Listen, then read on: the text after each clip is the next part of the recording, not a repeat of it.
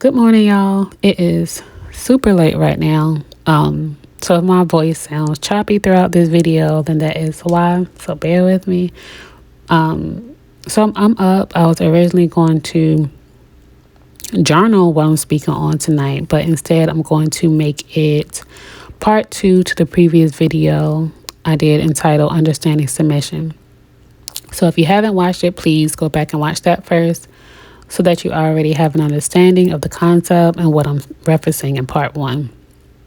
So this was originally going to be on what submission is not, and that it's not a subservient man or woman throwing her hands to his feet or him being walked all over by her. And then neither is it you following the lead of a man who clearly isn't following Christ. But I just felt like in some ways that could be common knowledge. And I feel like tonight's video, although it speaks specifically on one area, it actually covers a lot.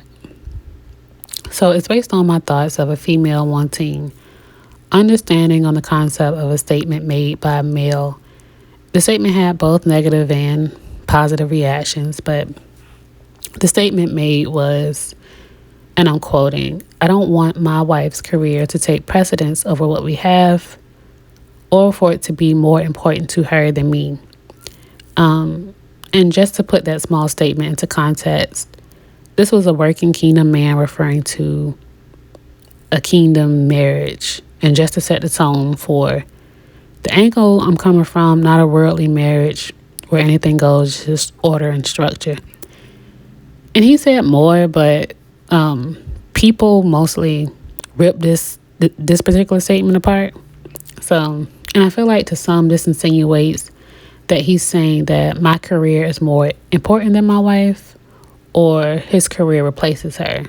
When we know that it's in a man's nature, number one, to provide. So let's not think it's strange that that's where that thought could have stemmed from. And then number two, it also suggests that he has a vision and not aimlessly navigating his way through life. He has a God-given plan.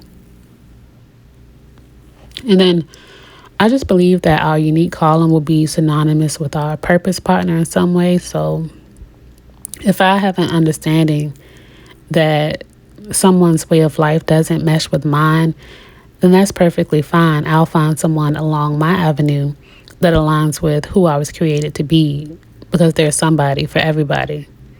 So for example, what I want isn't supposed to be what you want if you're not for me. And I just say that to say I understand the statement, but I also understand that you can not understand something that differs from your perspective without judging it. So our calling would be synonymous with the person we are purposed to be with. And that doesn't mean that we have to do the exact same things, but it does mean that we're supportive of one another. And that just goes back to submission. We're supportive of the mission or the assignment that we're on. We're not together just to make babies and be cute. A kingdom marriage is a kingdom assignment. So just be intentional without judgment about what's for you and what's not for you. God will not purpose you to walk in two different directions away from each other. That's actually division, and division leads to divorce. So, or it could lead to divorce. So there's, with the person we're supposed to be with, there's going to be a melody between you two, and it won't be off pitch. There's a perfect symphony, as it sounds good, rolling off my tongue. So you just want to be, like I said, be intentional about who you marry. If you know that that person is not for you, don't settle. Because, like I said, God will not purpose you to walk in two different directions. So if you already know that going into it, then you know that it's not okay. So just for me, just because this was going to be my journal, I just feel ultimately that I don't want to be with someone and watch them be weighed down by the world, career wise, at home. If I'm not helping you lift those burdens, then I'm not a helper. I don't get satisfaction in watching you be weighed down.